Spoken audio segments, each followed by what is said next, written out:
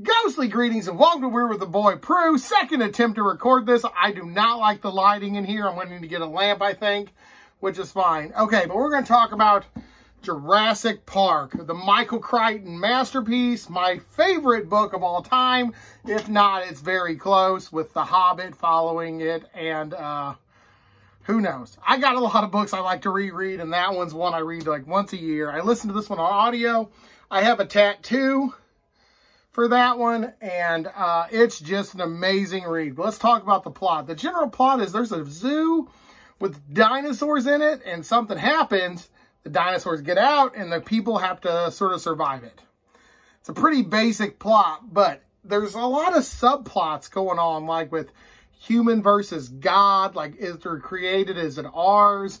Techno thriller is a term that I like a lot because there's like a little bit of computer science-y stuff. There's political, there's business risk and shit like that, and it's a lot of fun.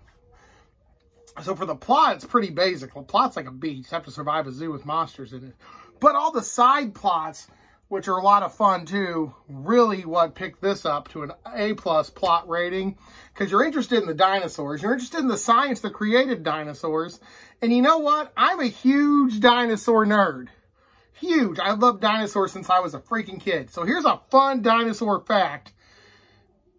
Stegosaurus had a small brain. Now I'm paraphrasing a bit here, so go with me on this. That controlled body temperature in its butt.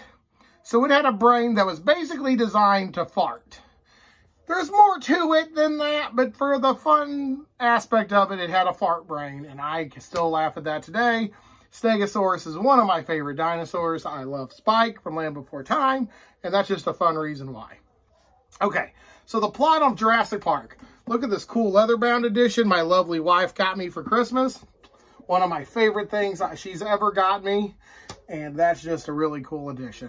But for the plot, I'm giving it an A. I'm getting off on tangents. I'm trying to stay focused. That thing does not stand up, and that scared the shit out of me.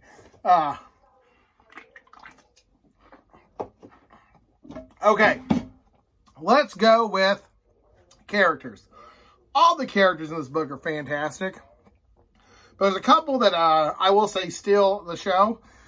Ian Malcolm, played by Jeff Goldblum in the movie, is still a rock star scientist.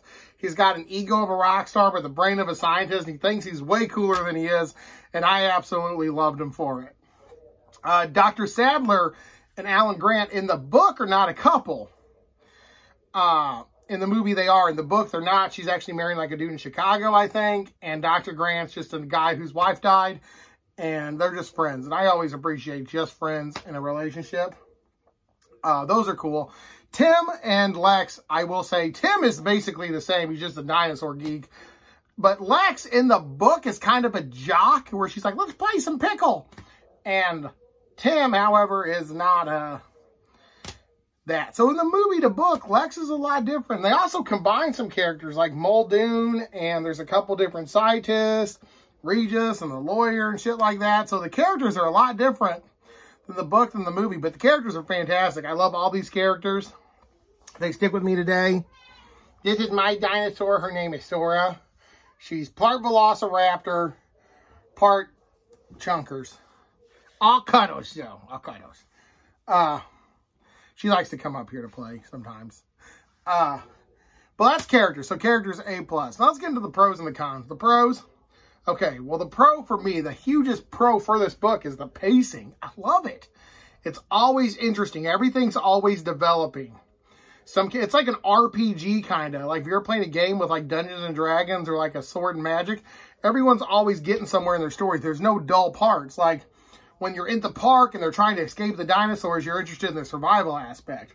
When it's Dennis Nedry's chapter, you're interested on the business risk and how he's trying to like portray the company and shit like that. And then on like Muldoon's part, you're interested on like the hunting and survival aspects. And then you got Wu, and he talks about the science with Dr. Hammond and shit. And all that is always interesting. The plot's always moving forward. Everyone's got a subplot that's always moving forward. And it's all kind of basic that you can follow it, but it's dense enough to where you stay fascinated. And that's amazing to me. The con, however, I will say, though, that there is this book ends just too abruptly. I did not always love, the ending's not bad. It's just, you really wanted this book to go on for more than its 400 pages.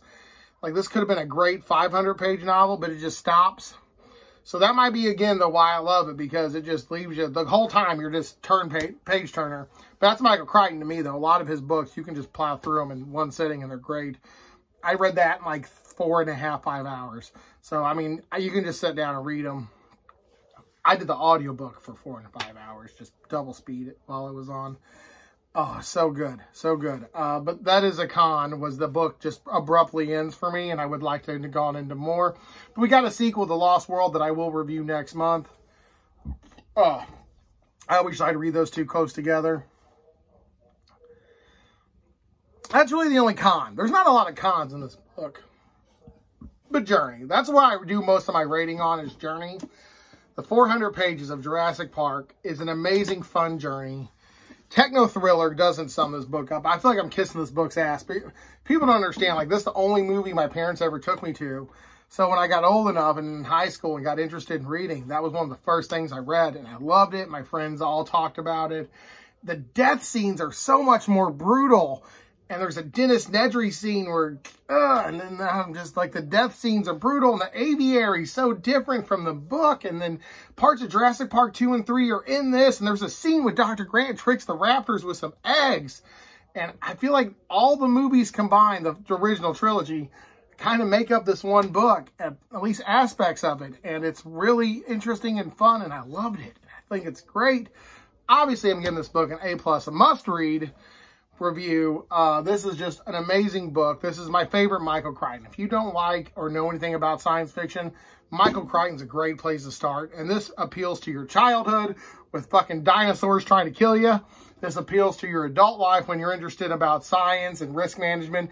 And I'm not going to lie, there's parts over here where they're talking about financial risk assets, and I'm like, you know what? I also have some high risk assets in my life that I should get rid of to kind of minimize damages, like guns and knives and stuff like that could hurt somebody. So maybe I should get rid of some of that. But on the other hand, I'm like, you know what? I might need the gun one day in case Triceratops tries to eat me. Triceratops wouldn't do that. He's a herbivore, but let's get it. You know what I'm saying. So it really got you thinking, the whole book, and it kept you fun. And then the whole man versus God thing, like, we created it, so we created life, but it's ours. And the fact that it's yours, it's like, no, it's not yours. It's like, you created me, and I'm my own person now. Things were doing it, but the dinosaurs breed on their own and stuff. Henry Wu was just like, I've done it. I created a perfect specimen because it can breed on its own now. And I'm like, oh, well, I guess so. Yeah, so this has been your boy Prue. It's been 8 minutes of awesome time talking to you about Jurassic Park. One of my favorite books, A+, solid rating. I totally recommend this to anybody. It's 400 pages, so it's kind of longer than most books that I pick up reading about dinosaurs, but it's a fun ride. Stay creepy. Thank you.